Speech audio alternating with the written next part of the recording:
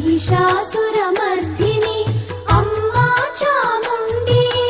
ದುಷ್ಟ ಮಹಿಷನನ್ನು ಕೊಂದೆ ಬೆಟ್ಟದಲ್ಲಿ ನೆಲೆಗೊಂಡೆ, ಇಷ್ಟಾರ್ಥವ ಕೊಡುವಂತ ಅಷ್ಟಮಹಾಲಕ್ಷ್ಮಿಯೇ, ಇಷ್ಟಾರ್ಥವ ಕೊಡುವಂತ ಅಷ್ಟಮಹಾಲಕ್ಷ್ಮಿಯೇ.